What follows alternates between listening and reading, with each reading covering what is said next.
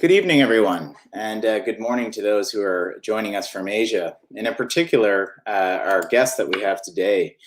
We have two guests that have joined us from Tokyo and one guest that has joined us from Sydney, Australia. Today, it's a real pleasure to introduce expert views of the Indo-Pacific. My name is Jonathan Berkshire Miller, and I am the Director of the Council on International Policy. This is a really crucial time to be looking at the Indo-Pacific. Canada currently has a contentious relationship with China, but it's important to disaggregate the relationship with China with our broader engagement in this region.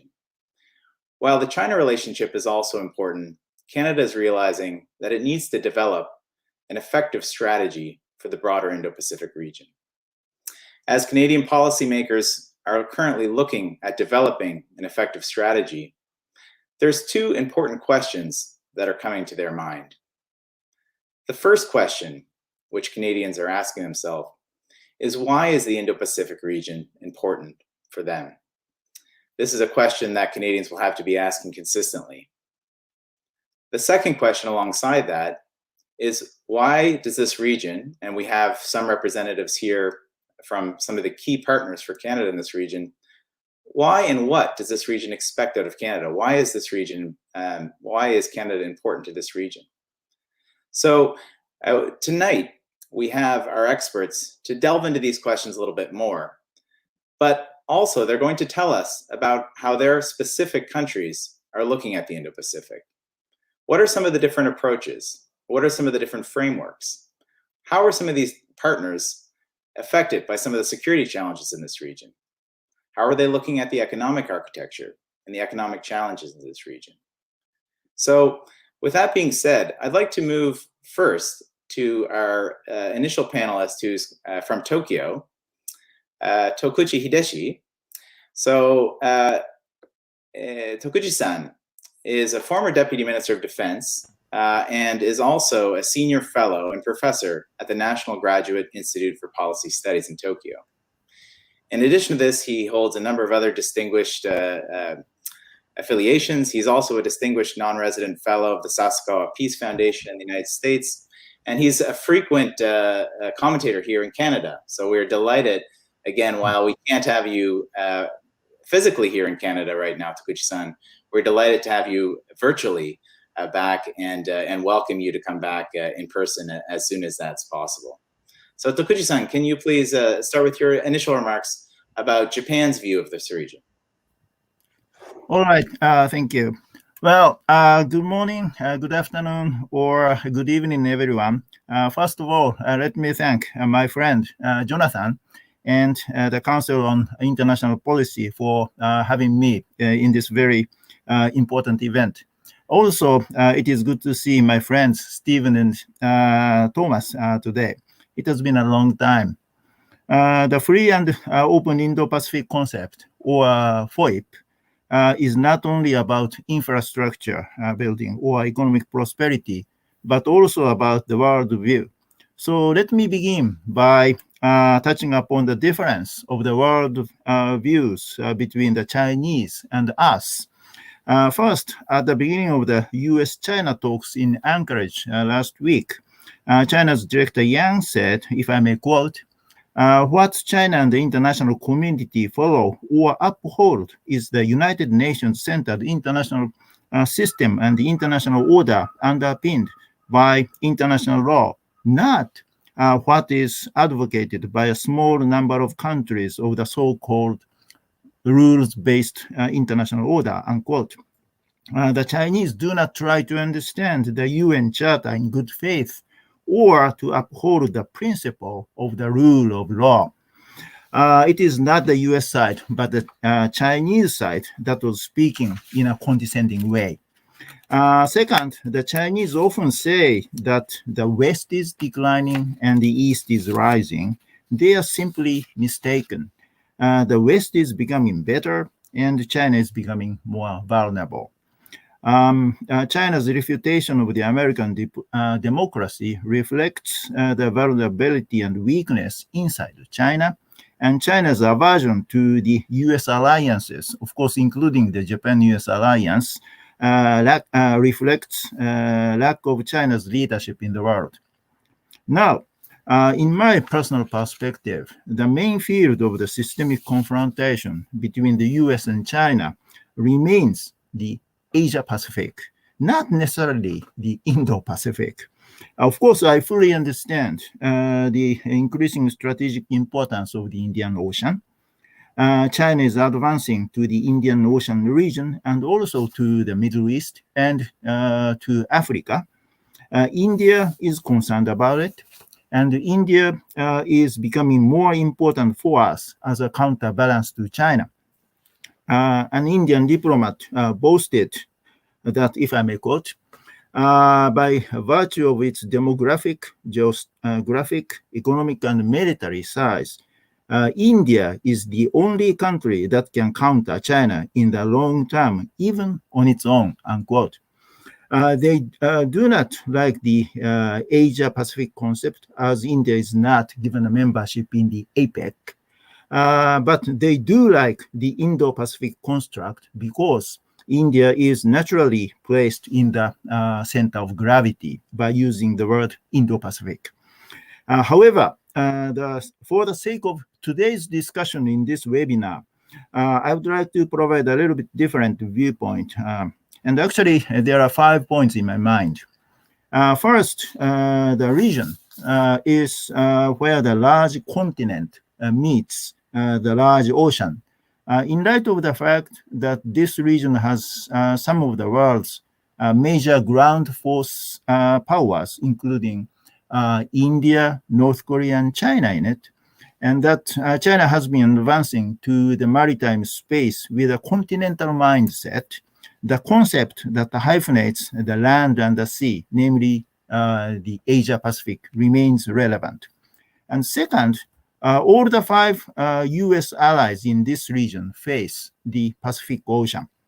Both Australia and Thailand face the Indian Ocean as well, but almost all the American permanent military presence based on the alliances is in the Pacific, particularly in Northeast Asia, I mean South Korea and Japan.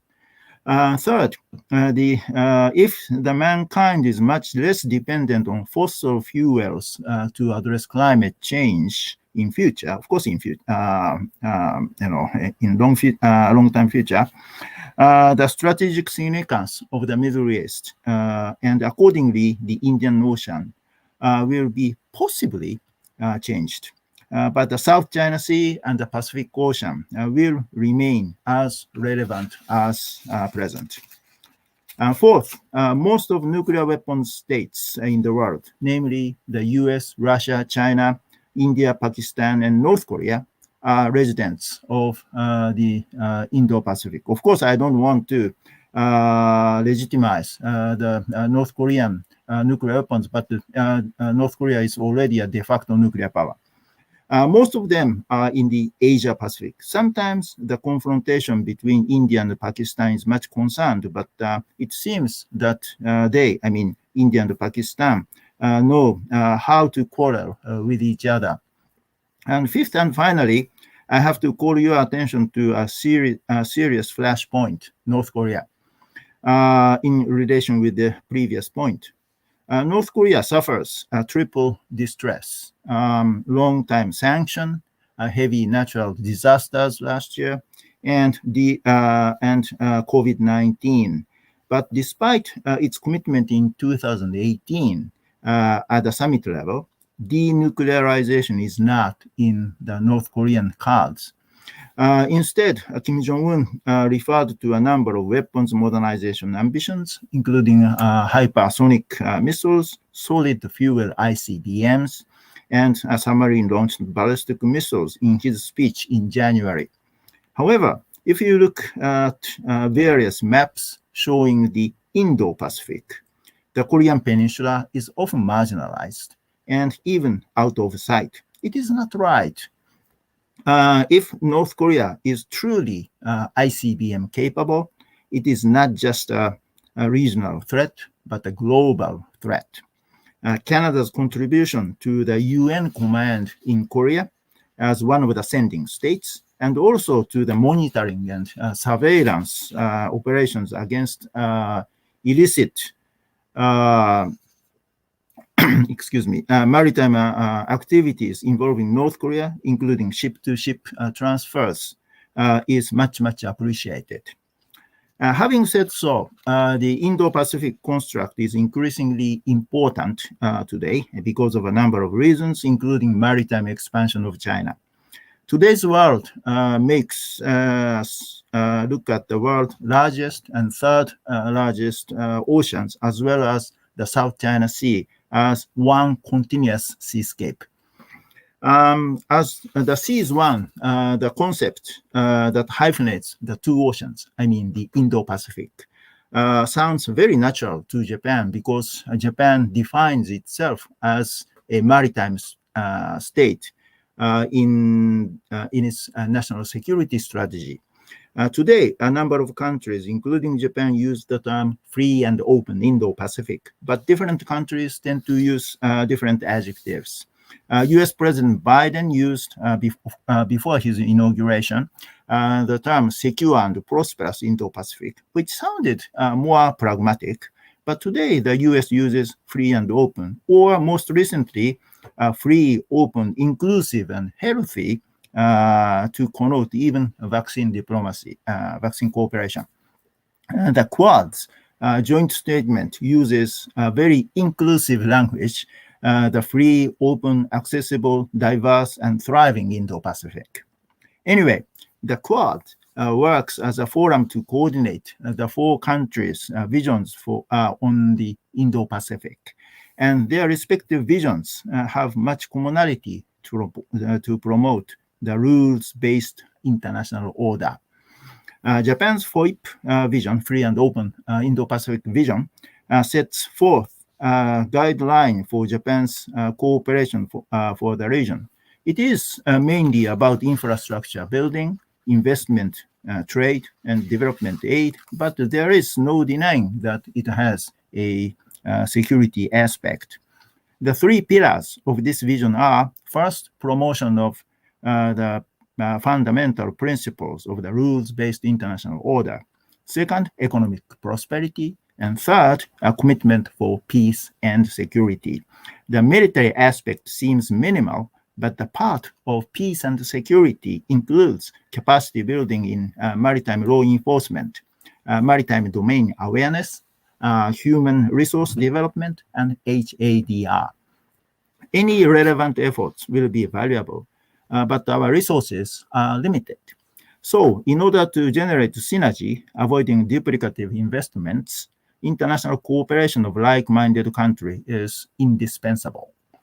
Security-wise, international cooperation for maritime security is particularly significant. Different from Russia, China has only one exit to maritime space. It is in East Asia, and that's why the East China Sea and the South China Sea are important. Even amid the pandemic, China's coercive efforts are continuing with its gray zone tactics at sea. China's new Coast Guard law allows the China Coast Guard to take enforcement measures against foreign naval and other government ships in the waters under the Chinese jurisdiction. The term the waters under the Chinese jurisdiction had been defined to include the contiguous zone, the EEZ, and the continental shelf in its draft, but it is deleted in the final text and thus is ambiguous. China's transparency and accountability is much, much required. Presumably, China maintains the original definition, and if so, this rule, the new rule, is against the principles of international law, contrary to the Chinese foreign minister's statement. New types of coercion are not limited to the use of the Navy or law enforcement organizations. Economic, technological, and informational tools will be involved too. Facing these new challenges, the Indo-Pacific regional order will continue to require expanded and larger partnership. Canada's more proactive engagement will link the U.S. alliance network in the Asia-Pacific with the North Atlantic Alliance. the Quad is, of course, important to link India with the US alliance network, but India remains autonomous, not an ally. In addition, while India, of course, I fully understand the importance of India, but India is a large democracy, in fact, but India is classified as partly free by Freedom House, regarded as an electoral autocracy by another institute, and sometimes said to be illiberal and Hindu nationalist. India is not necessarily interested in the Western Pacific. Their Indo-Pacific means primarily the Indian Ocean. There will be a limit in the partnership with India. Probably a mix of networking of the regional alliances, including the North Atlantic Alliance and, of course, the Japan-US Alliance, and enhancement of strategic partnerships such as the Quad should and will be simultaneously pursued.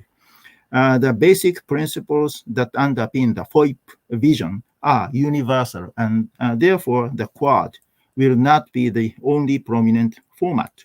Unity of efforts of as many like-minded democracies as possible should be pursued. I'd like to emphasize that FOIP construct provides a unifying banner for us, of course, including the Canadians. Thanks a lot for your attention to my lengthy remarks. I stop here. Thank you very much. Tokushi Sensei, thanks. I find as much as I hear you, I learn something new every time, and I really appreciate that wide range of views. A lot of things there to kind of to touch on further, and I will in the moderated discussion. One of the really important points that I think you made, and I'd like to kind of build on this later in our discussion, is on geography itself. And it strikes me for Japan's free and open Indo-Pacific, it's interesting to remember that former Prime Minister Abe, when he initially announced this in Africa, actually at the TCAD conference. You know, the east coast of Africa is very important to Japan's free and open Indo-Pacific. So I think this sense of geography, where when you're defining the Indo-Pacific, where is the boundaries of that? I think it's something the Canadian side is thinking deeply about now. And I think we can learn a lot from the Japanese. And I think Tom, I'm sure, will let us know a little bit about the Australian approach. A lot of other really interesting things to talk about, frameworks, the different, the pragmatism that I think we have to have, whether it's on India or other partners, is that there's a great need for this cooperation, but it won't always be as easy as we expect or hope it might be. So really excellent points, and I do thank you for that presentation. So I'd like to move on next to my good friend and colleague as well, Dr. Thomas Wilkins. Dr. Thomas Wilkins is a senior fellow, like myself as well, at the Japan Institute of International Affairs in Tokyo, and is also a senior lecturer at the University of Sydney. Dr. Wilkins is a prolific writer. He's written a number of different monographs, books, journal articles on strategic studies issues, Japanese security issues, and on the Indo-Pacific. So I'm sure that Tom will give us great insights on how Australia is thinking about this region. So Tom, the floor is yours. Thank you very much indeed, Jonathan, and thanks to everyone at the CIP. Just a quick rider to indicate that my views are not officially those of Japan Institute for International Affairs, but my own personal remarks. So let me get into the topic of Australia and the free and open Indo-Pacific and the Indo-Pacific concept in general. And Tokushi Sensei has really, really well set the stage for my own remarks with his tour de force of regional affairs and his outlining of the FOIP concept. So in terms of terminology, Australia has very much enthusiastically embraced the Indo-Pacific concept. It's strongly advocated for some time to use this Indo-Pacific as a strategic frame of reference to reposition Australia in the region. But it's been a little bit equivocal about its use of the precise wording of the FOIP formula, the free, an open Indo-Pacific. And it's used some variations of the formula, such as open, inclusive, and prosperous Indo-Pacific, and secure, open, and prosperous Indo-Pacific in one of the key documents, the 2007 Foreign Policy White Paper. But over the last few years, this has come to be seen as just a little bit pedantic and hasn't really sort of stuck in the discourse as people just reach for that FOIP label as a shorthand descriptor. And also, I think, whether or not Australia's position has slightly moved, but Australia does separately appear to endorse the literal wording of the FOIP in a number of bilateral and minilateral contexts. So, for example, in the Australia-Japan Strategic Partnership Leadership Summit and Mission Statement, it did actually subscribe to the FOIP, literally speaking, and also in the statement that followed the recent Quad meeting. Now, Australia has no specific FOIP policy itself, but as I've argued in some of my own publications, it is possible to identify something that might be conceived of as a putative Indo-Pacific strategy. And it's one that not only seeks to uphold the FOIP objectives, broadly speaking, but to contribute bilaterally and minilaterally to these, alongside a number of independent national policy initiatives, particularly its sub-regional focus on the Pacific Island countries and the Pacific Step-Up policy. Much of what Australia does basically interlocks with the Japanese and US FOIP and Indo-Pacific strategies, particularly as they were outlined in the Indo-Pacific Strategy Report of the United States in 2019. So I'd like to structure my remarks around what I think are the three key elements or pillars of the FOIP as they're articulated by Japan.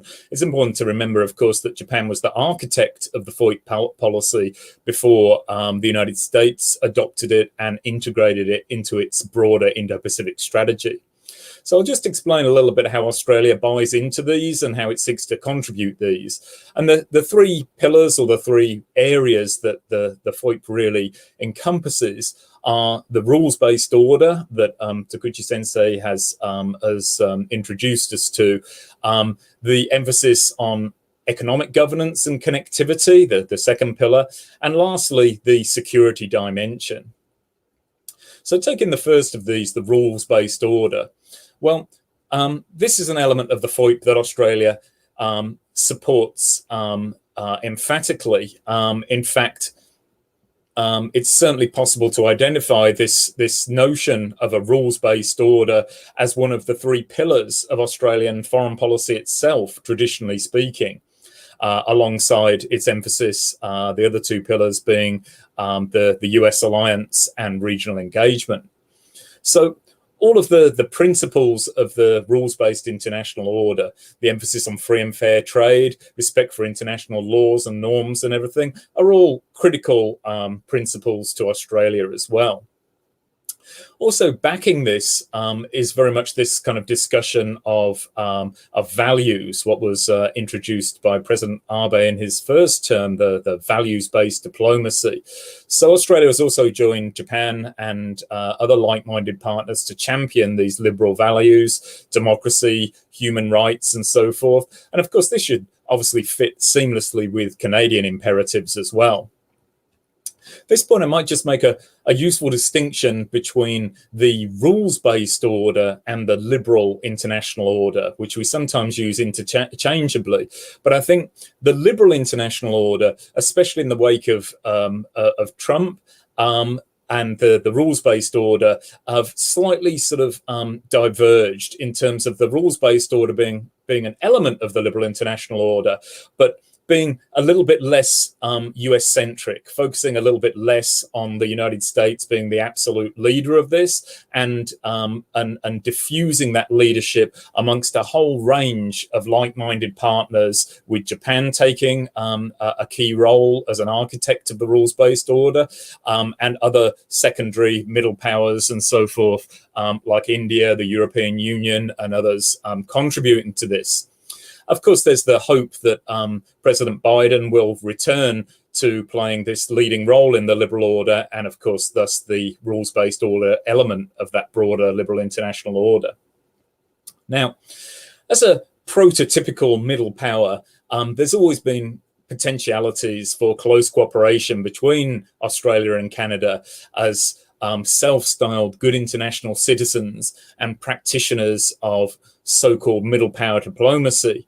And so potentially these countries can do a lot to uphold the rules-based international order bilaterally and in a multilateral context. And hopefully that's something we'll get into in the further discussion. So let's move to the second pillar or sphere of the free and open Indo-Pacific. So Australia, particularly alongside Japan and its other Indo-Pacific partners, has played an important sub-regional role in building economic connectivity and economic governance, particularly through instruments such as the US-Japan-Australia Trilateral Investment Fund, and synchronizing this with Australia's own indigenous Pacific step-up policy. So we've seen a number of key examples of this in the South Pacific. The collaboration on investing and constructing the underseas telecommunication cables with Papua New Guinea and Palau, the Solomon Islands, and so forth, as part of an effort to foreclose increasing Chinese economic and political penetration of this region that is particularly key to Australia in terms of its strategic approaches and its regional security.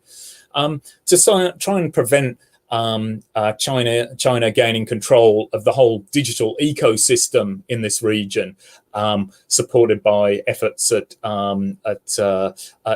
influence building and notions of debt trap diplomacy and so forth. Also, just like Japan, Australia puts a major emphasis on Southeast Asia as a vital strategic area in terms of economics and security. So one of the key aspects of Australia's approach to the Indo-Pacific and the FOIP, generally speaking, is support for ASEAN centrality in the regional architecture, particularly in the economic sphere, joining of the Regional Comprehensive Economic Partnership. And Australia has also, of course, welcomed the 2019 ASEAN Outlook on the Indo-Pacific, which helps build further connectivity between with this vital region. And we can also look back at, for example, the 2018 Special Australia ASEAN Summit for further evidence of that. So in terms of juxtaposing the Australian approach with a Canadian one, Australia is certainly much more economically engaged with the Indo-Pacific, especially China, than Canada. But there's, of course, scope for cooperation in many of the necessary initiatives geared towards upholding transparent and quality standards in investment and infrastructure building, overseas development, official development assistance, ODA, and supporting good governance in these two key regions, the South Pacific and Southeast Asia. So let me just go to the third and final pillar of the FOIP. Security was implicit if you go back to the original FOIP documents that the Ministry of Foreign Affairs in Japan put forward. But I've noticed, looking at some of the more recent documentation, that it's acquired a more prominent aspect alongside the two prior pillars of the FOIP now in recent documents and pronouncements. So in this respect, Australia, again, it fully supports Japan in terms of engagement with the multilateral architecture. They both very much put a premium on the East Asian Summit as being their preferred institution of choice. But of course, some of the key focus that is often assigned to debates about the FOIP and the Indo-Pacific is the Quad that's just been mentioned. So I think the Quad basically brings together what we could dub as Indo-Pacific powers, the 4 Indo-Pacific powers, where they can jointly manage areas of shared concern based upon shared values and interests, and especially in the maritime sphere. So Australia's readmission to the Malabar exercises last year were a key, were very symbolic of the kind of more robust role that the Quad is taking on. And of course, Australia has done its part as well individually through its Indo-Pacific Endeavour naval deployments over the last few years, and its efforts alongside Japan as well to build up capacity and maritime domain awareness in the South Pacific and the Southeast and Southeast Asia. But it's all very well sort of contributing to this multilateral architecture and providing capacity building assistance and so forth. But one of the aspects of the rules-based order is that it needs to be backed by strength. It needs to pay attention to the regional balance of power. And so Australia has also committed itself in the Defence Strategic Update of 2020 to increase its military spending and to bring in new capabilities to back the rules-based order with its own contribution to the regional balance of power among the Indo-Pacific powers.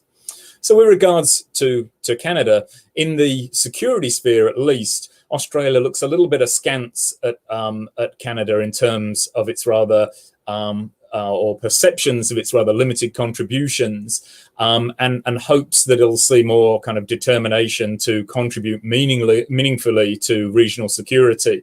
Often we hear the adage when we compare Australia and Canada as these two middle powers that Australia is from Mars and Canada is from Venus, characterizing their different approaches to security affairs. So I guess there is something of an expectation in Australia that we would like to see Canada do more.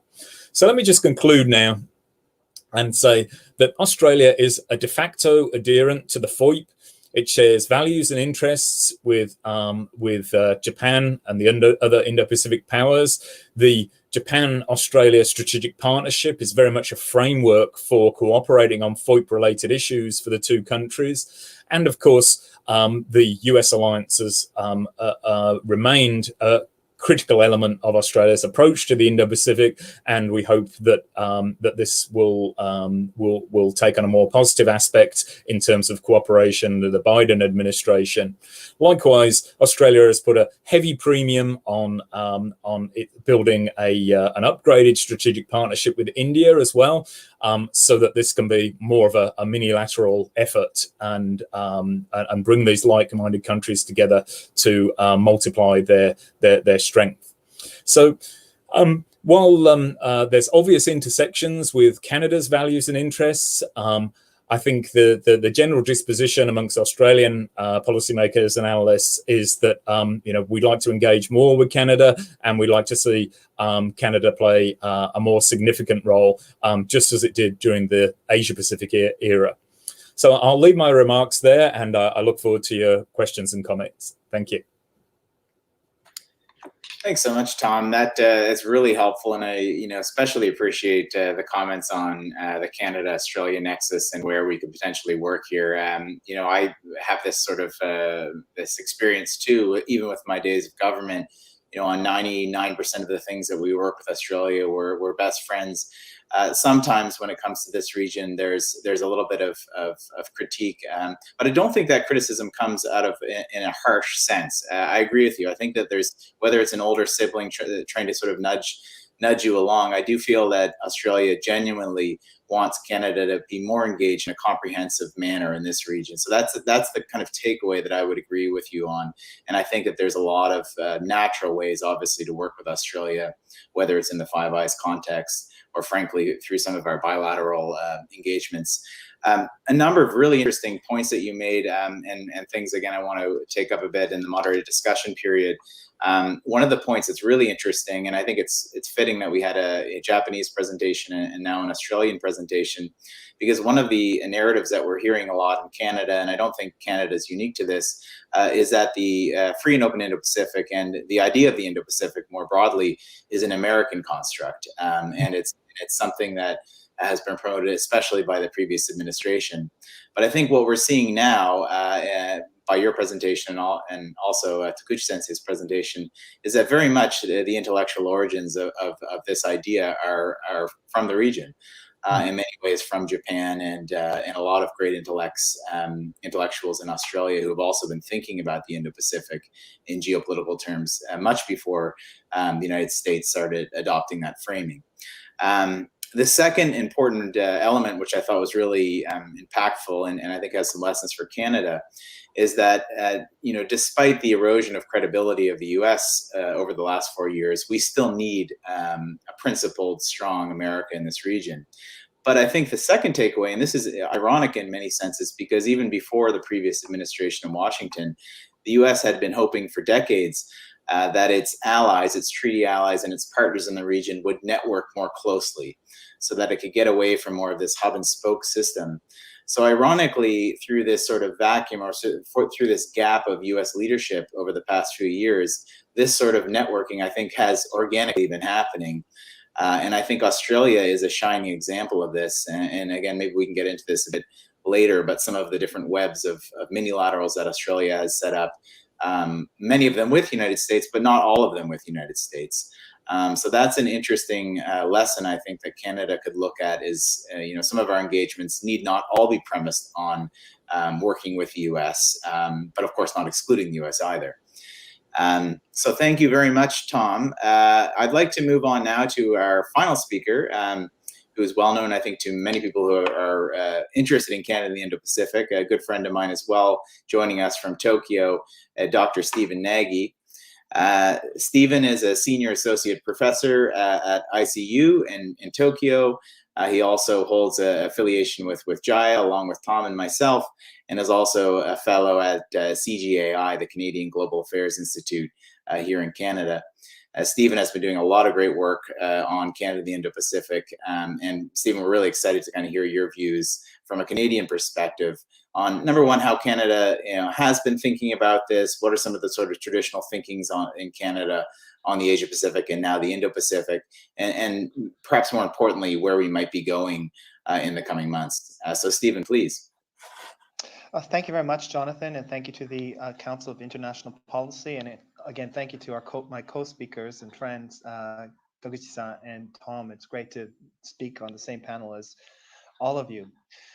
So today, I guess my 4 points are going to try and address how Canada's thinking about the Indo-Pacific. And I think what you'll find, and this is, I guess, my key point, is that Canada's behind the game compared to our Australian and Japanese friends. We haven't developed a broader strategy to engage in the Indo-Pacific. So with that, what I'd like to do is draw upon 4 points in today's discussion. And the first point is why the shift towards the Indo-Pacific. So what should we be looking at in the Indo-Pacific and why are we drawn there? Second, what are the Canadian specific interests in the Indo-Pacific? And I think what's important about that is we shouldn't engage in the Indo-Pacific if it's not in our interests. Third, importantly, what are the views in Canada of ordinary Canadians when polled? And I think that's really critical. How do Canadians understand the region? And then fourth, I'd like to go through a process or think about how Canadians and Canada can engage in the Indo-Pacific in particular areas. So let's go back to that first point. Why should Canada, what's the shift towards the Indo-Pacific all about? And I think that Toguchi-san and Tom mentioned in their comments that this is a region of, it's a broad region, and it's important to understand that the global economic center is going to be centered in the Indo-Pacific.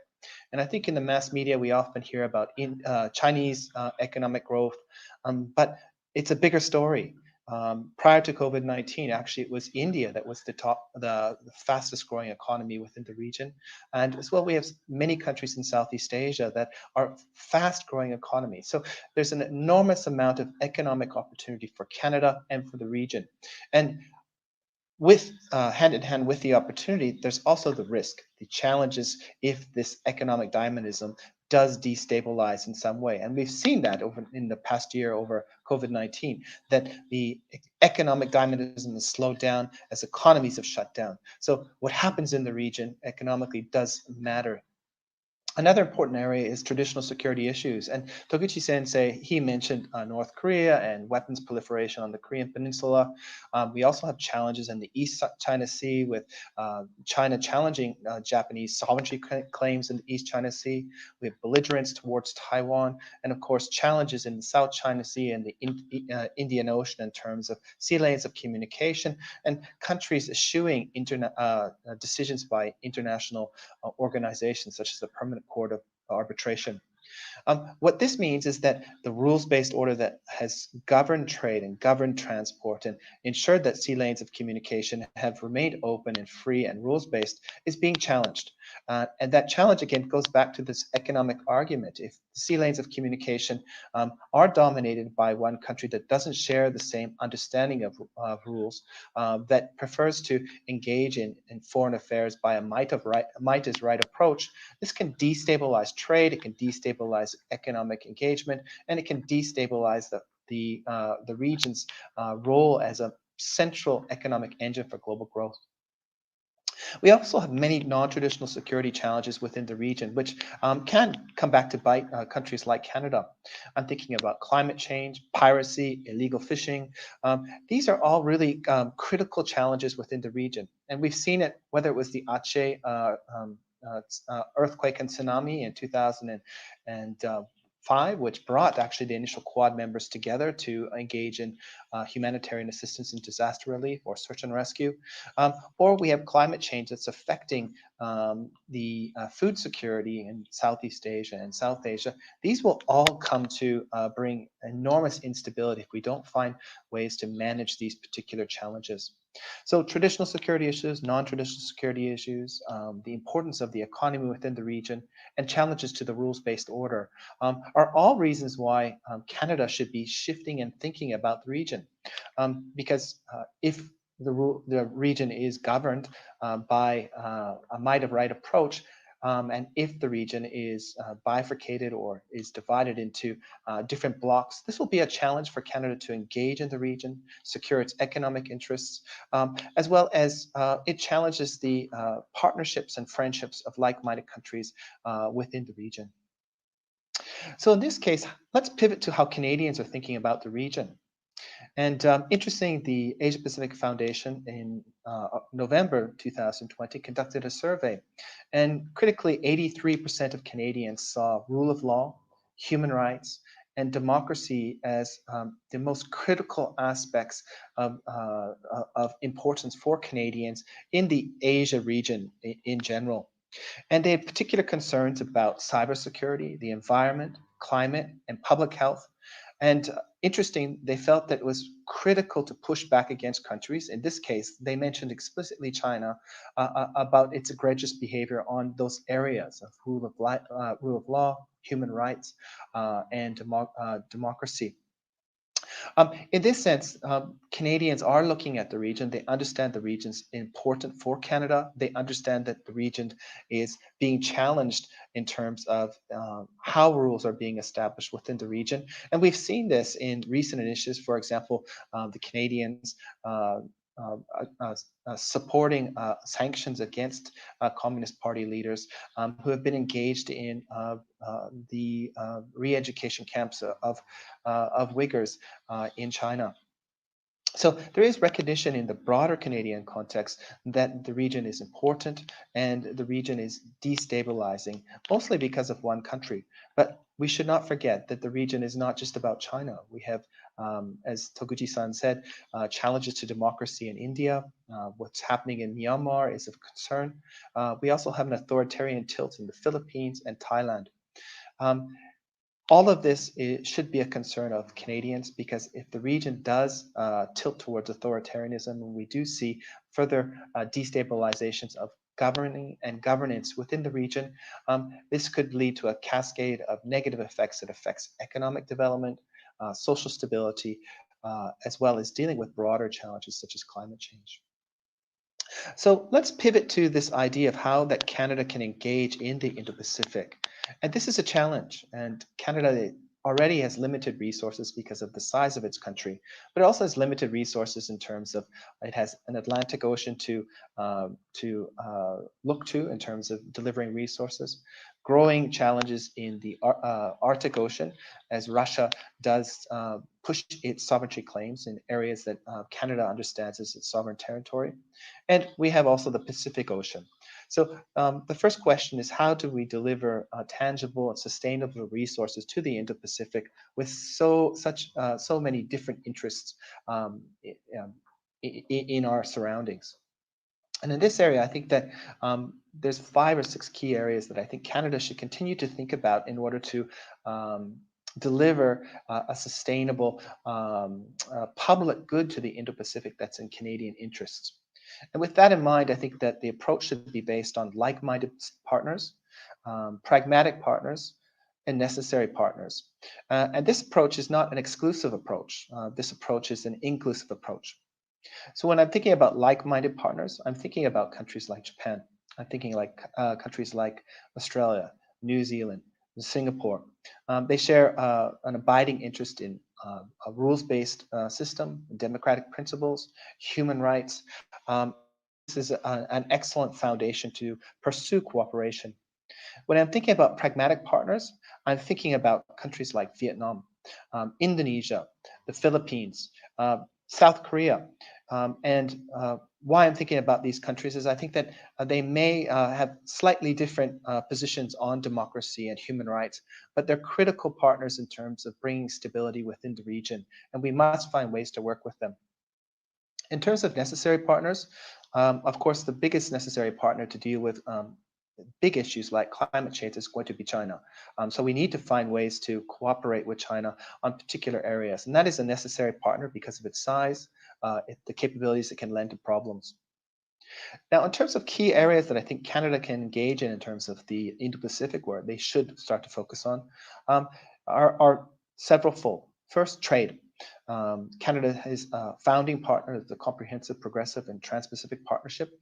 It's a 21st century trade agreement that focuses on intellectual property rights, environmental standards, as well as labor standards. And these are meant to promote innovation, research and development, and to stress a 21st century rules-based trading arrangement. Here, Canada should work with like-minded countries such as Japan to advocate for the additional members to the TPP-11. Immediate candidates should be considered as the UK. I think that South Korea potentially is a candidate. Taiwan, because of its level of development and adherence to rules-based behavior in terms of trade. But there's also other potential partners such as Thailand, potentially the Philippines and Indonesia. You may ask, what about China? The challenge with China, especially over the past several years, is that we've seen a growing role of state-owned enterprises in the economy. We've seen a growing role of the party in the economy. And these, in many ways, are an antithesis to joining the TPP. The cyber domain is another really important area that I think Canada needs to think creatively about how to engage in the region. Now, at the G20 in 2019, the former Prime Minister of Japan, Prime Minister Abe, put forward a concept called the data free with trust, or DFFT concept. This idea of trying to ensure that the digital sphere, the digital economy, the cyber domain remains bound by this idea of free and open concepts. And I think this is an important area for Canada to contribute. It already does with the United States in terms of the North American digital environment, and that North American digital environment experience could lend itself to cooperating with like-minded countries within the region to ensure that the digital economy and the digital domain remains free and open. A third area that's important is the Resilient Supply Chain Initiative. In September 2020, Australia, India, and Japan signed what we call a resilient supply chain initiative to diversify and ensure that supply chains remain diverse, but also resilient to another shock, whether it's a COVID-19 plus or other kind of shock, such as a climate, natural disaster. Here, I think Canada could lend some of its capacities, resources, and expertise to bolster the resilient supply chain initiative. And I think this would be welcomed by partners within the region. And again, Canada could find a bridge to work with its partners within the region. Fourth, maritime security. And here, I think Canada is already providing some valuable public goods to the region when we look at the NEON operations in the Sea of Japan, where Canada is working unilaterally as well as multilaterally with like-minded countries to ensure that North Korea doesn't evade sanctions. Here, I think these activities should be expanded into the East China Sea and the South China Sea to provide maritime domain awareness capabilities. And Canada can lend its intelligence gathering experience and capabilities that it's honed through its NATO cooperation as well as its cooperation with the United States to the Indo-Pacific in multilateral forums. Most recently, we've also seen Canada participate in what we call the Sea Dragon 21 exercises, where Canada bolted into the Quad exercises in and around Guam. I think these kind of activities demonstrate that Canada can lend some capabilities to the Indo-Pacific, and those capabilities are appreciated by partners within the region. Fifth, and I think importantly, is development. And development, it could include participating in infrastructure connectivity programs, which countries like Japan, India, and Australia are actively engaging with in multilateral forums. But I think that Canada can also provide some critical skills in terms of governance strategies for recipients of infrastructure connectivity. Six, and I think really, really importantly, is more proactive middle power diplomacy. And we've seen this proactive middle power diplomacy directed at the Indo-Pacific, at least on two occasions over the past several years. First was in 2017 when Canada held a middle power, held a meeting in Vancouver on security on the Korean Peninsula, focusing on denuclearization of North Korea. Bringing in other middle powers and stakeholders within the region, Canada convened a meeting to find creative solutions to Indo-Pacific problems. Most recently, our Ministry of Foreign Affairs chief spearheaded an initiative against hostage diplomacy by bringing in 54 signatories to provide punitive measures against countries that engage in hostage diplomacy. So the capabilities that Canada can bring to the region should be not only in terms of hard capabilities, but also that critical pillar of middle power diplomacy. Last, and I think importantly, is Canada needs to build human capital, and that means experts in the Indo-Pacific, which means cultivating individuals in Canada that can speak to a particular region, for example, Japan or China or South Korea or Australia or Southeast Asia, but can link that broader to the macro trends within the region. Without Indo-Pacific experts, we're going to have a difficulty in terms of developing a strategic engagement that's sustainable, interest-based, and principled within the region. With that, I'll stop there, and I look forward to the engagement. Thank you. Thanks so much, Stephen. And as always, I really learn a lot from your comments. And in particular, I enjoyed your last comment there on the importance of human capital. And I think one thing that's come out in your presentation, but also in Tokushi Sensei and Tom's presentation as well, is that when thinking about human capital and when thinking about this region, it can be in many different fields. So I think I would agree with you that Canada definitely needs to nurture and cultivate more experts on the Indo-Pacific. And when we say that, we don't just mean those in universities and those in think tanks and those in government, but we also mean those in business, those who are involved in energy issues. There's a range of different areas that I think we need to focus the importance of this region on. So I think it's a really well taken point. I also very much liked your categorization of how, and I think frankly this isn't exclusive to Canada. I think this could be true of Japan and Australia and others, on how we should be thinking about different actors in this region. As you said, there are some that are like-minded, some that we need to have pragmatic relations with, meaning that we may not share all common interests and values, but there are many reasons that we need to work with them.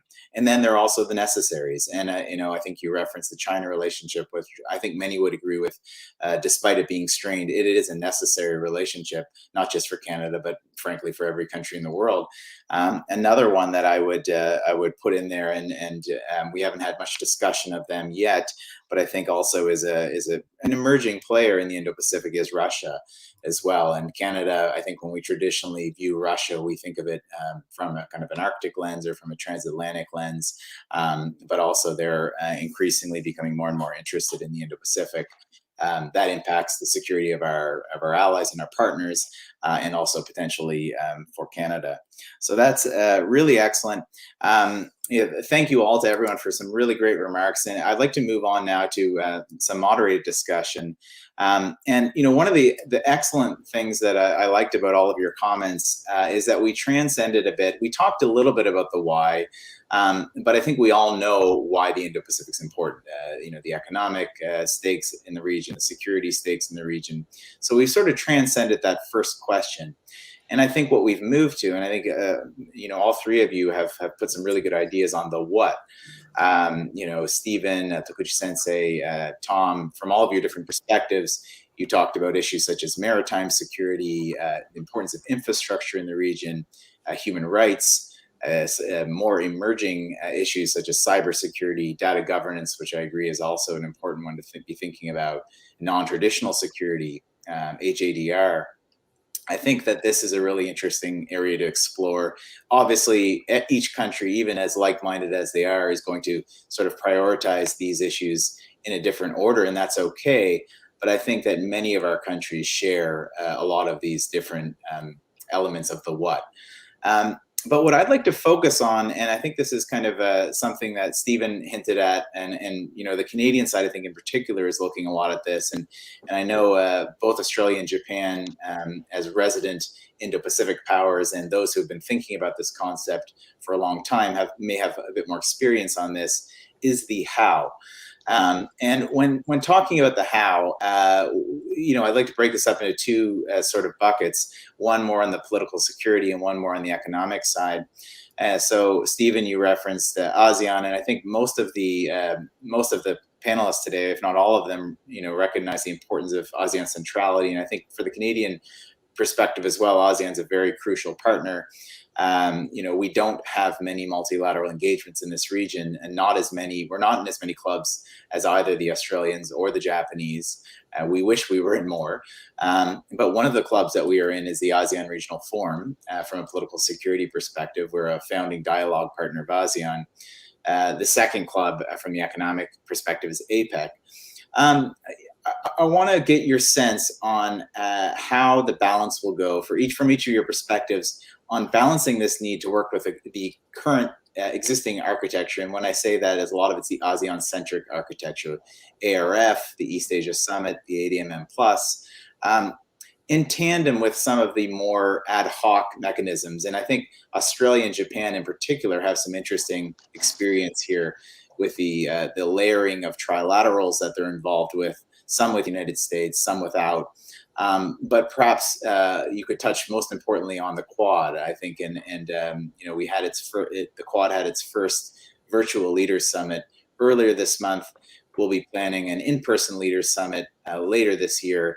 How do you think you can balance those elements of the ASEAN centrality, but also realizing that you need to be working in different bodies in different ways to approach these challenges from the political security side? So maybe I'll start with that. And then I'd also like to ask on the economic side a similar veined question. But if I can start with Tokuchi-san, could you please let me know how you feel Japan is balancing this? Because I think Japan has put so much investment and capital into its relationship with ASEAN. I remember Prime Minister Abe in his first year of office visiting all 10 ASEAN countries in that first year. And I think Prime Minister Suga has also put an important priority on the ASEAN region. So how is Japan sort of balancing this element of making sure that it can be involved as many multilaterals as possible, but also underscoring ASEAN's importance? Mm-hmm. Well, Jonathan, thank you very much for the very important question. As you correctly mentioned, the Japanese government, of course, including the former prime minister and current prime minister, focus much on the importance of ASEAN and ASEAN countries. Just for example, the Japanese Prime Minister Suga chose Vietnam and Indonesia as the location of destinations of his first foreign trip to foreign countries as prime minister last October.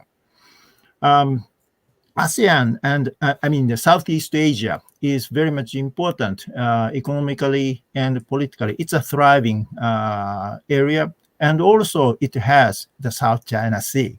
The South China Sea is one of the major trading routes, important for everyone, of course, including the United States, Canada, Japan, and even China as well. And actually, the South China Sea is very much important for food security for all of us. Well, the ASEAN-centric way is a little bit problematic security-wise because, in my perspective, ASEAN countries are, of course, interested in their own region, but not necessarily the entire Asia-Pacific or Indo-Pacific. Particularly, their interest in Northeast Asia is much less than their interest in Southeast Asia. Of course, it is quite understandable. So therefore, combining the ASEAN-centric security mechanism or political mechanism with other mechanism, of course, including the US-centric alliance network, that's very important. So that's my view. Thanks so much, Tokushi-san. Tom, do you have any thoughts on this? Yeah, thanks, Jonathan. I think when we contemplate this whole question of regional security architecture, the idea of some sort of pan-regional Indo-Pacific security organization or economic organization, even something that covers this vast mega region, is pretty much a non-starter.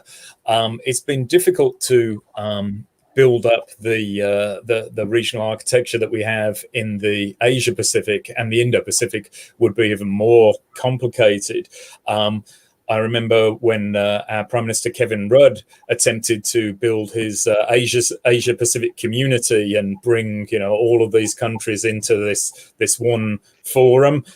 It didn't work out so well. So I don't think anyone's about to make a suggestion that we need more new organizations, especially bigger ones. And I think ASEAN is also very sensitive that it remains the center of its suite of regional architecture, and nothing challenges this. So I think I've certainly seen Australia and Japan reassure them that this would be the case. But with these ASEAN-centered organizations, and they can be tremendously useful and make contributions to regional security and economic governance, especially economic governance, which is less controversial.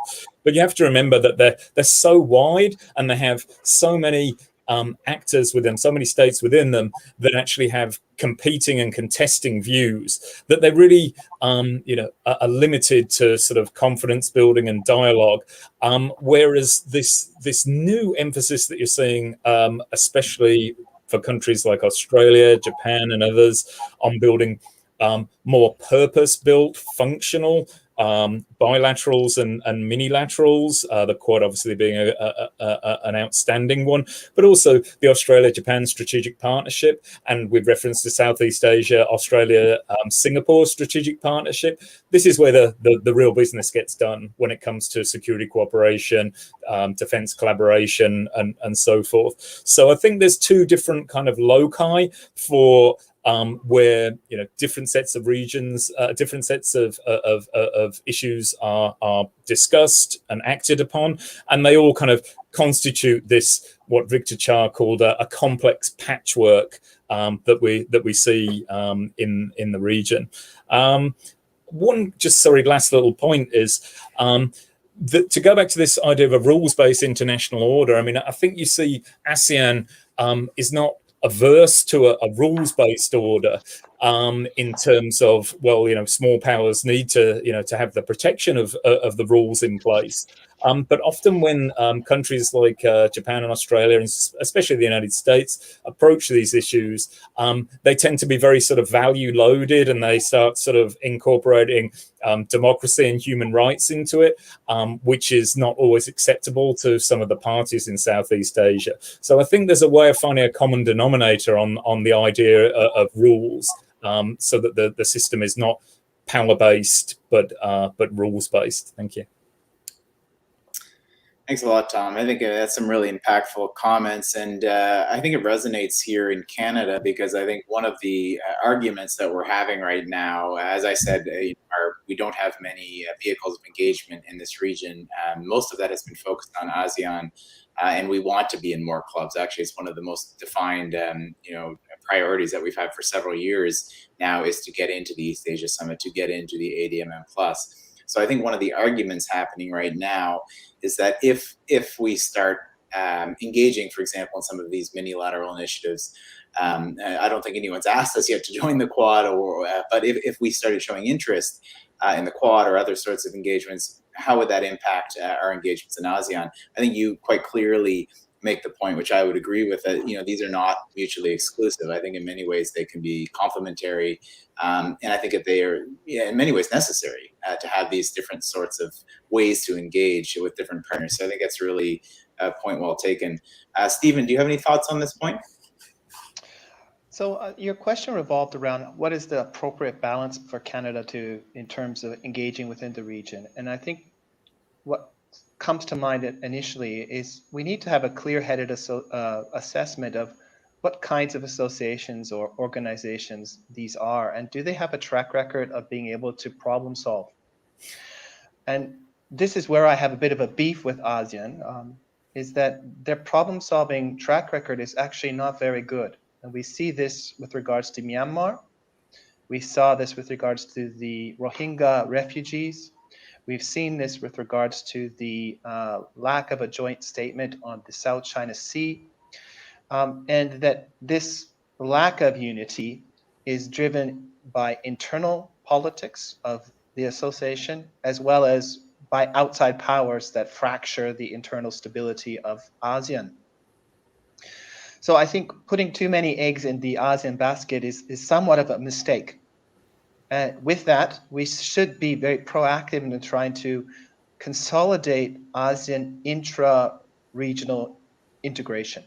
If it can function more strategically autonomously, it may be able to make decisions that are probably going to support Canadian interests, which I think is a rules-based order.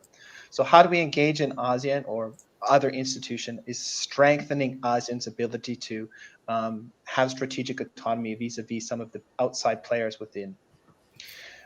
Secondly, and I think, again, we need to be thinking about which groupings or which minilaterals are most forward-leaning in terms of being proactive players within the region. And here, I think the Quad members are doing as much as they can. And I think the most recent Leaders Summit, although virtual, there were some real takeaways.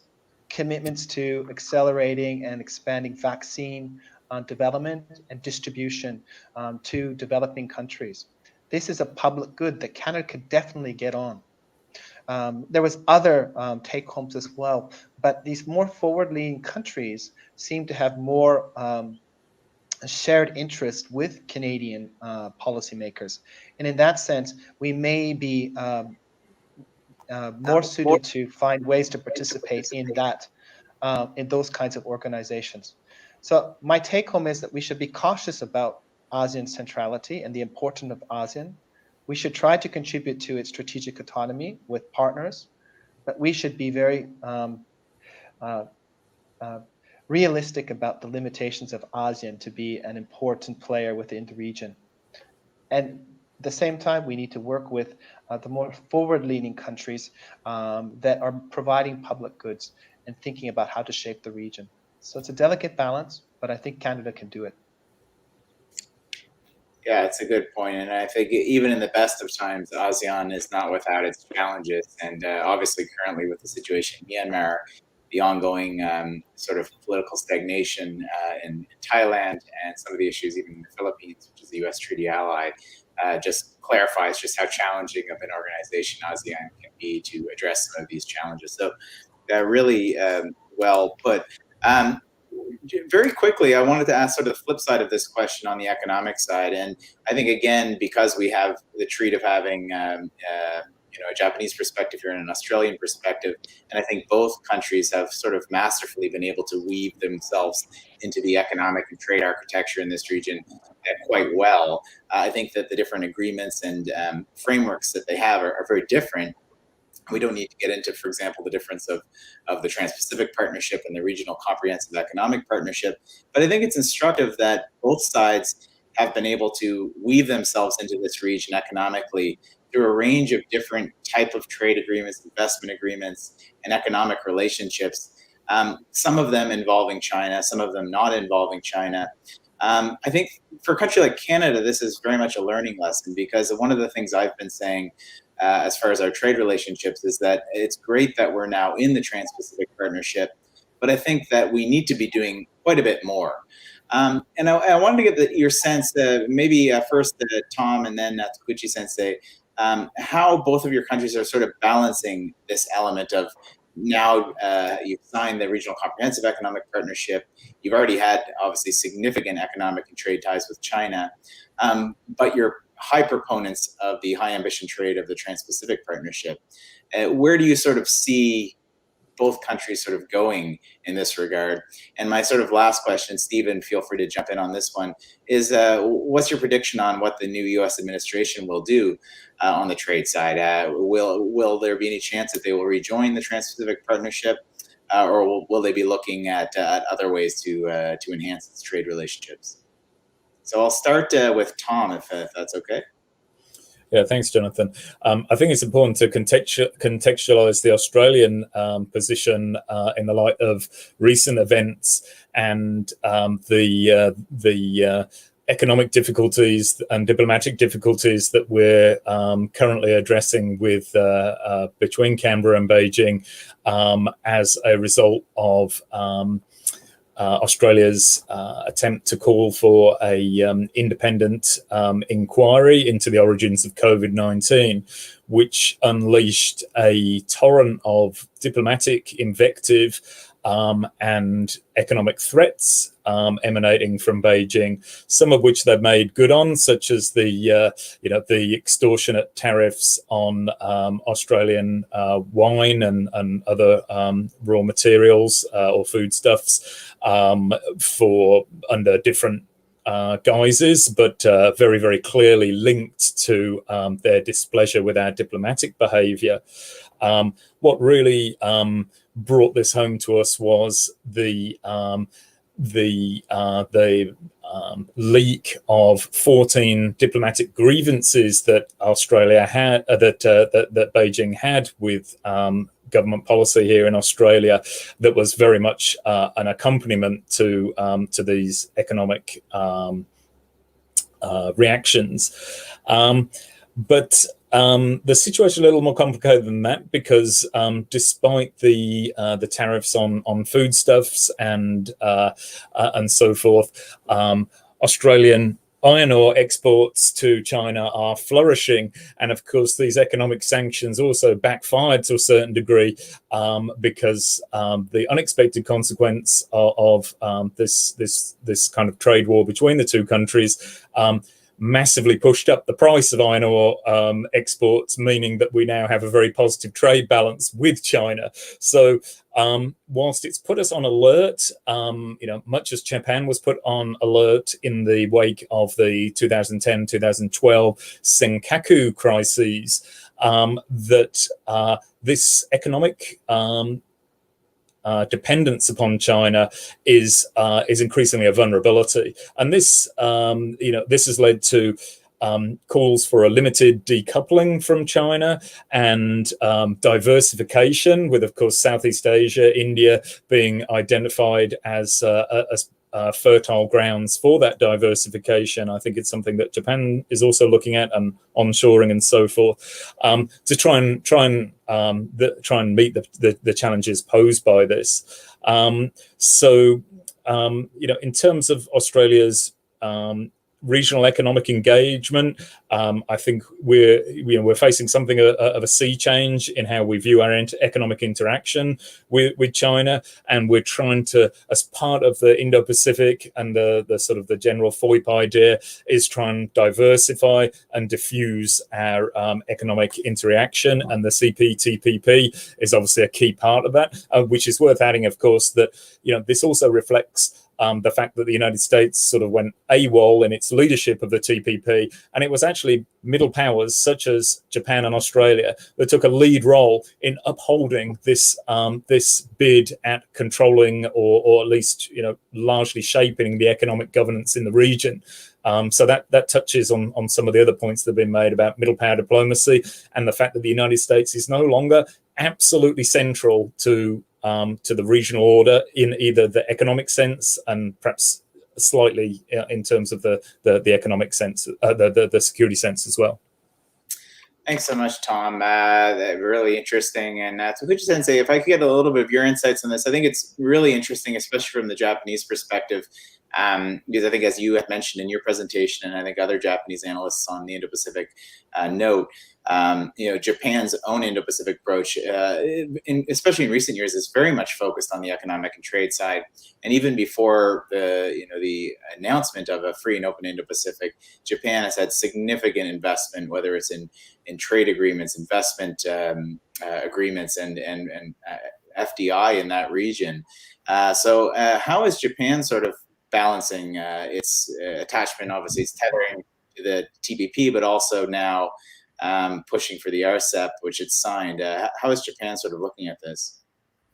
Well, I'm not an expert of economy or trade, so I'm not really capable to answer your question. But there is a very huge demand for infrastructure building in Asia. And China is the biggest economy in Asia, and sooner or later it might be the first in the world.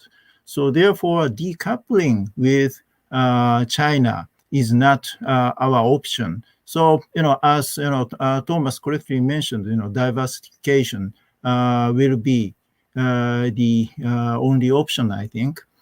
But at the same time, as Tom also mentioned, when Japan arrested the captain of a Chinese fishing boat in the waters surrounding the Senkaku Island several years ago, China restricted the export of rare earth materials to Japan for several months. So it is important to be able to address China's economic coercion.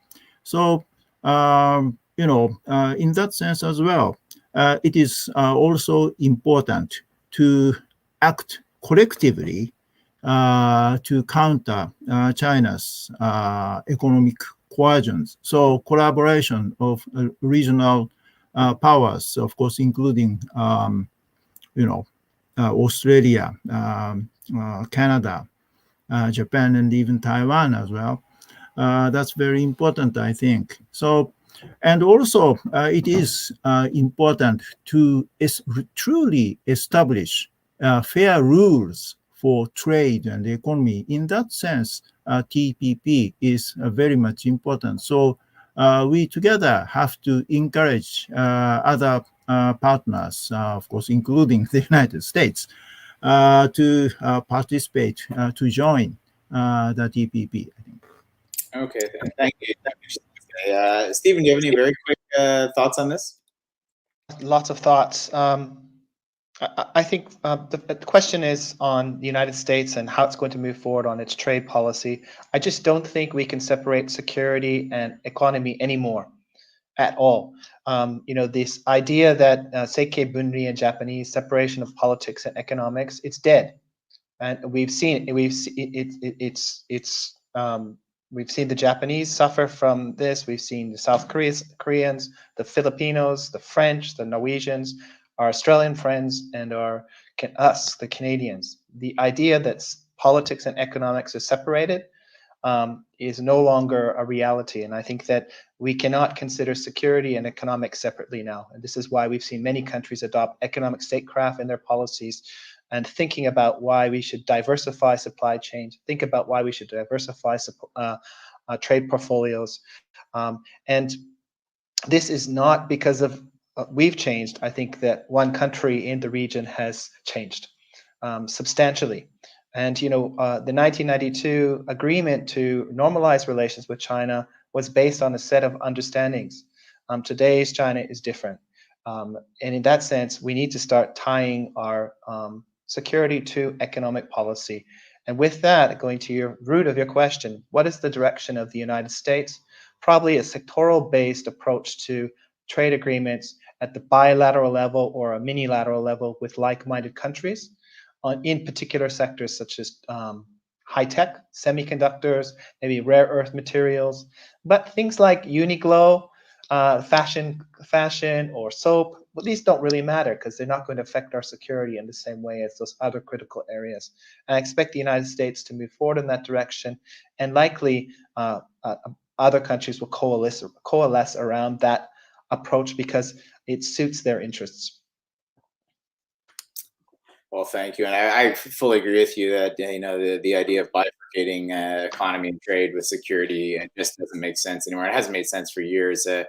It's like the old saying that it's no longer your grandfather's free trade agreement. We can't think of these agreements and the idea that you can conduct trade agreements or that you can conduct investment agreements without looking at the national security concerns or just a more comprehensive relationship.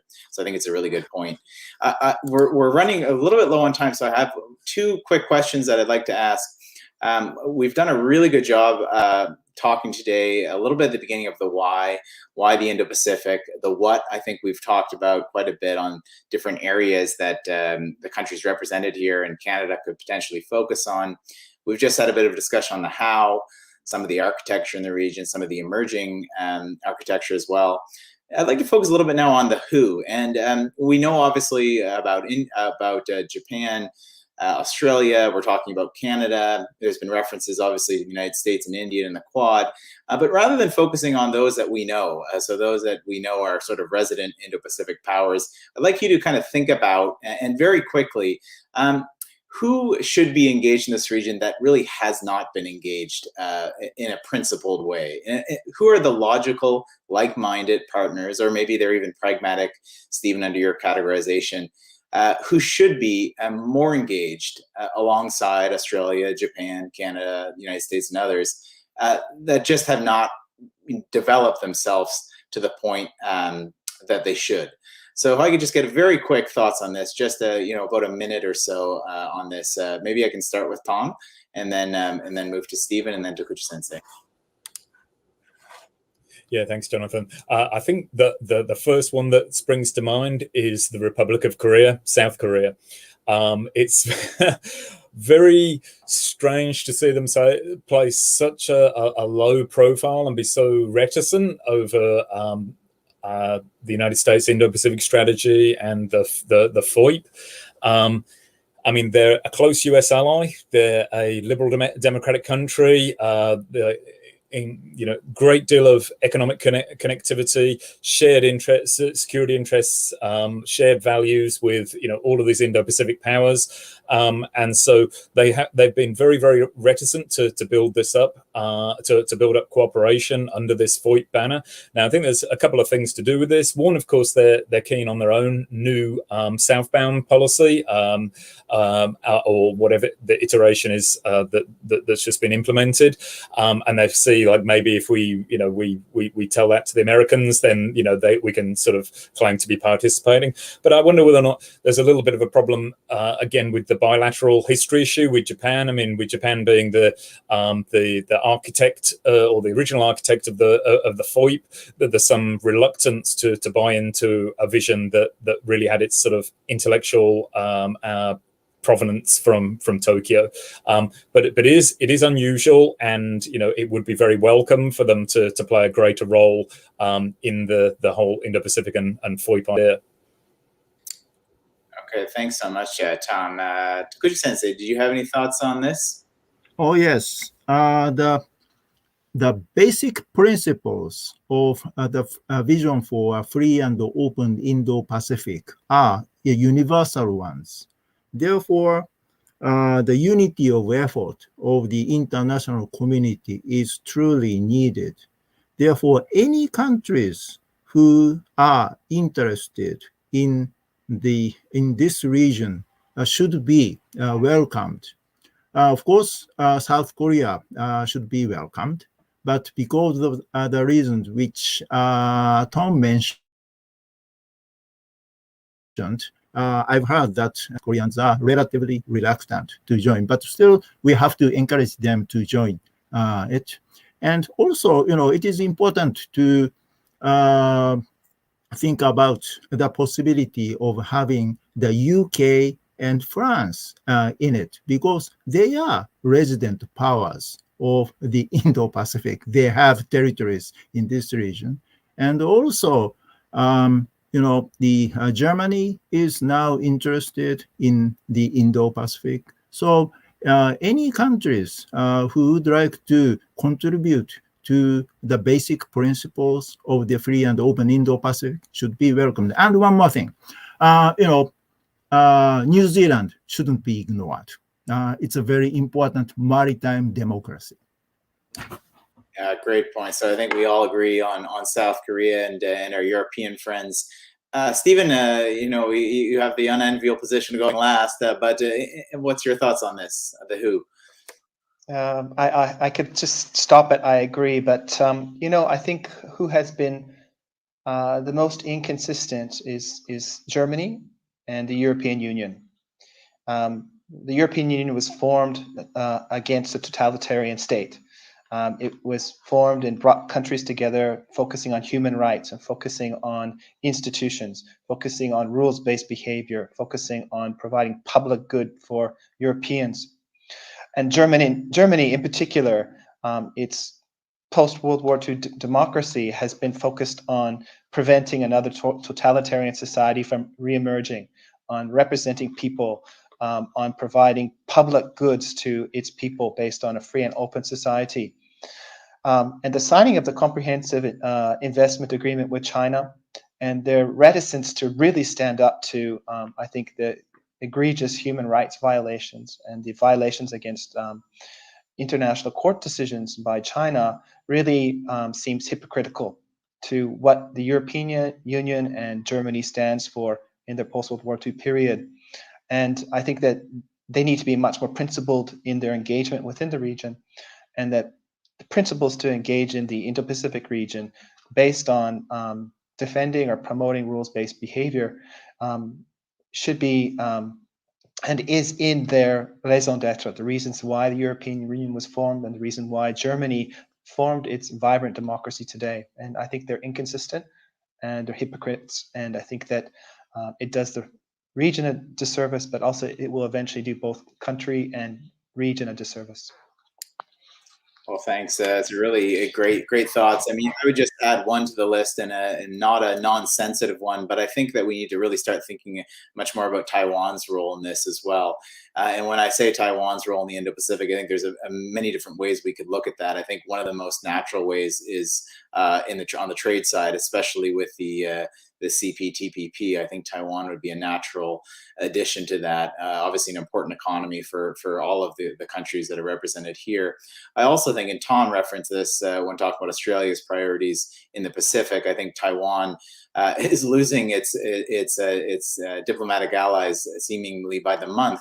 But some of the few that they have left are in the Pacific. And I think Taiwan does have significant resources and abilities to work with others in the Pacific Islands, which is an important part of the Indo-Pacific too, when we think about the different geographies that we're talking about. So I think Taiwan would be one I would add to that list, and would agree with all of your points on ROK and also our European friends. So just one last question, a very quick question to kind of end up on. Put yourself, I'm going to do one of these difficult questions to imagine that you are in 2035. So you're in the future.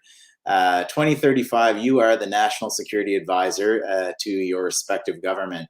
What is the one thing that is keeping you up at night? What is the one nightmare you're thinking about in 2035?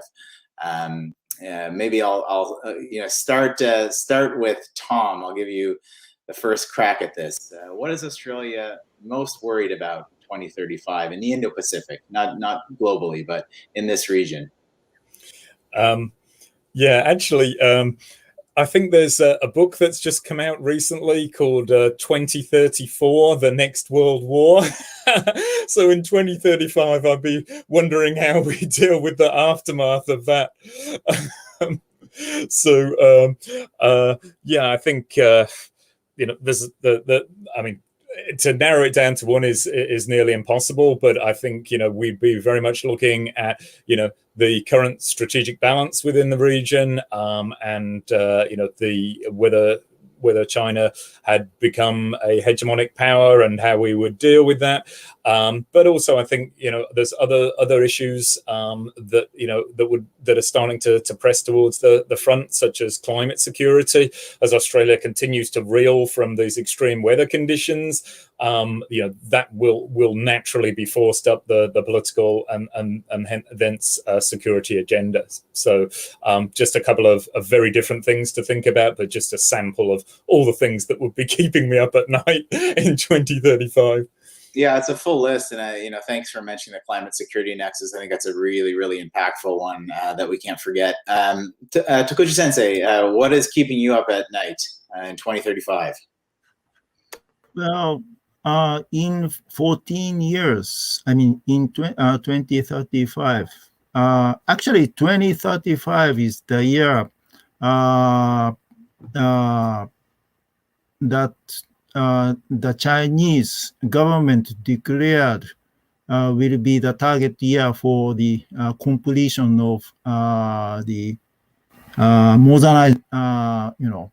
modernization of its military capability before becoming the world-class military in 2050. So, as Tom correctly mentioned, China will be a bigger headache for us. I'm not sure whether they will be successful in modernizing the military in a rapid pace or not, but it's a possibility. And also, climate change will be a very big issue, particularly sea level rise in Southeast Asia and also in the Pacific Island countries. It's a national security issue for them. And also, I'm not sure whether the pandemic will be over by that time. I'm not sure. But anyway, there are so many things to worry in this region in 2035. Thanks so much, Tokushi Sensei. Stephen, what's keeping you up at night? That was a good list. I'm going to say two. One is, I think, technology and an authoritarian state that uses technology in our lives, either to disrupt other countries' economies, health systems, communication. I'm very concerned about what this means if an authoritarian state can do this. Again, thinking about why rules is so important, and the rules should be in the technology domain as well. And the second, I'm a little bit concerned about the direction of the United States. We saw what happened under President Trump. We saw the degree of divisiveness within the United States. We saw how it affected global discourse. We saw the rise of authoritarianism. If the United States, post-Biden, post whoever's the next president in 2035, will it be internationally engaged? Will it be cohesive? Will it be able to provide the public goods that it does today? And will it be, a strong, robust partner for countries like Japan and Australia and Canada? And the United States' success is our success. And if the United States fails, I'm afraid of the consequences for international society. So those are my big concerns, and I don't think we can say the direction on the latter question of the future of the United States, but I'm sure hopeful. Well, thanks so much. And I do hate to end on a pessimistic note. Next webinar, I'll ask you, what are the 3 greatest opportunities that you're thinking about in 15 years? But it is an interesting exercise. I mean, if you could go back to 2005 or 2004 and ask yourself the same question in 2020, what would be the largest national security risk for your government? I think none of us would have said an international pandemic. But here we are. I think that some of this sort of non-traditional thinking, we know all of the challenges in this region, whether it's maritime issues, whether it's North Korea, whether it's Chinese military modernization. But I tend to agree with you that some of these things that perhaps we're not putting as much attention to, some of the challenges in technology, climate security, et cetera, we really need to keep quite a focus on. So we have run out of time, unfortunately, but again, I wanted to thank all of my guests, especially, all of them are calling in from Asia. Really interesting insights from the Japanese perspective, the Australian perspective, and of course, Stephen from the Canadian perspective. I think this adds more color to the Canadian side here as we're thinking about this important region, and more importantly, developing a strategy so that we can engage in a more principled way in the Indo-Pacific. So thank you to all for joining us. Jonathan, thank you very much. Yeah, thank you, Jonathan. Thank you very much all. Thank you. See you again soon. Yes.